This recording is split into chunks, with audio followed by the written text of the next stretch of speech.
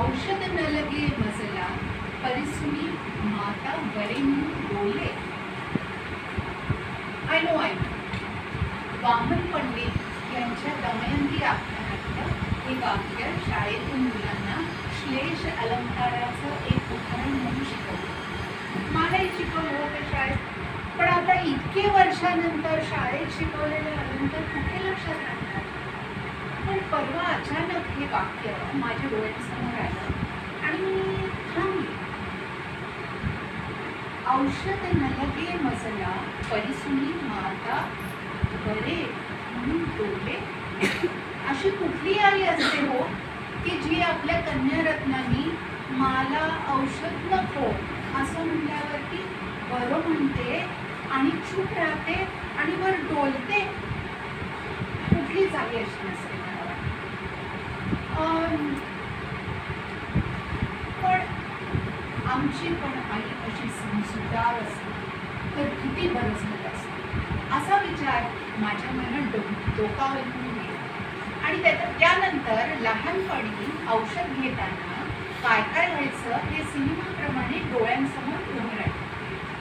आईने म्हणलं, शकुनी आपण औषध घ्यायचं ना. ही नाही मला नको औषध. तोपर्यंत मी शिकले होते की ओठ मिटायचे आणि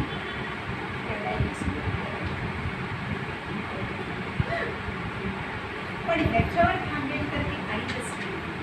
तिच्याकडे साम राम दंड भेद या सगळ्या गोष्टी होत्या. शक्ती आपण आपल्याला लवकर करायचं ना, औषध घे.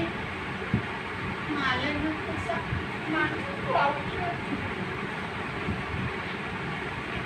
हा झाला सामोपचार. शानी बेटा तू औषध, मी तुला चॉकलेट देईन नंतर.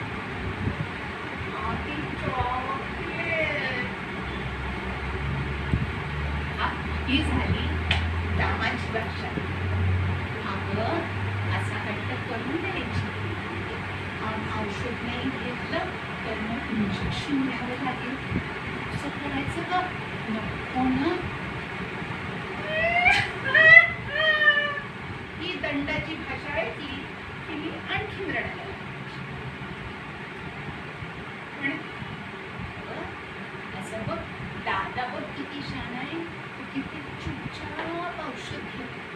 पण शाणी होणार ना त्याच्यासाठी. ही झाली वेदनीती. दादा आणि माझ्यामध्ये तुलना करून मला औषध घ्यायला लावायचं. पण आईच्या या सगळ्या प्रयत्नांवरती अश्रूंच्या रूपाने पाणी कसं फेरावं हे मला बरोबर माहिती. मी नाही दादाच लाडका तुझा. मी नाही ना.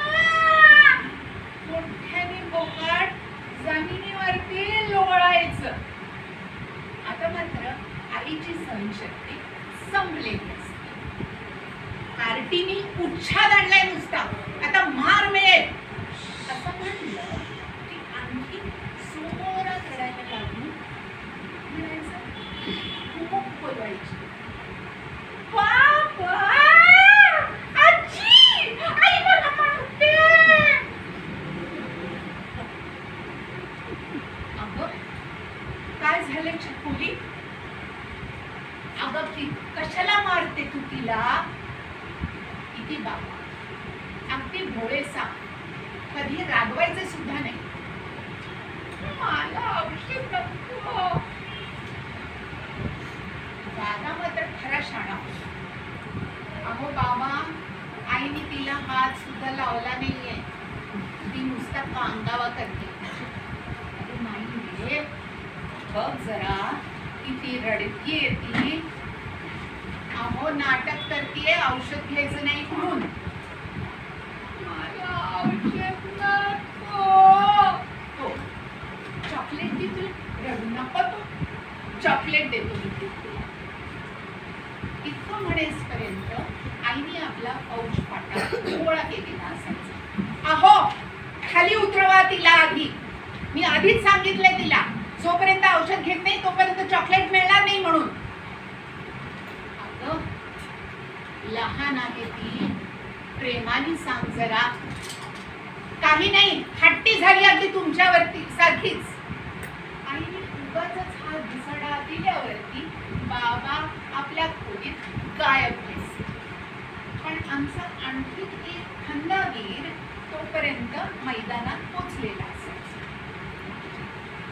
माझा मुलगा असा नव्हता हो सुनबाई, तो औषध अगदी बघून घ्यायचा. माझ्या वळणावर गेली असं म्हणायचंय का तुम्हाला सासूबाई? असं नाही, प्रेमाने सांग, ऐकेल ती. काही नाही, तुम्हीच लाडावून ठेवलंय तिला. असं म्हणल्यावरती आजी पण आपल्या खोलीकडे निघून जायची. आईचे प्रयत्न मात्र चालू राहायचे. बेटा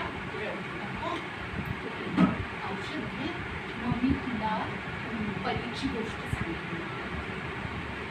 आतापर्यंत आपले दोन्ही शिलेदार गायब झाले हे माझ्या लक्षात आलेलं असायचं आणि तहाच्या गोष्टी करायची वेळ आलेली असायची.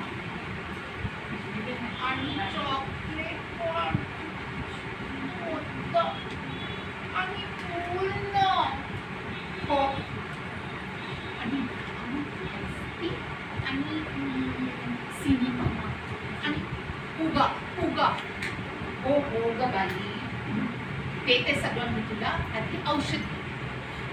तहाच्या सगळ्या अटी मंजूर झाल्यानंतर मी ती कडू औषध पटकन घेऊन टाकायची. दरवेळेस औषध घेताना हा कार्यक्रम रिपीट व्हायचा.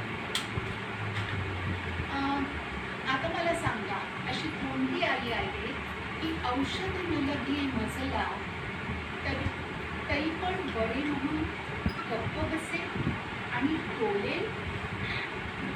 अहो, शेवटचं एक सांगायचंच राहिलं, दादा आता फिल्म इंडस्ट्रीमध्ये एक मोठा स्क्रिप्ट रायटर आहे. पण कोणी त्याला विचारलं तर म्हणतो, माझ्या यशाचे रहस्य माझी धाकटी बहीण आहे. She is a born actress, total drama queen. हे म्हणायची काही गरज आहे?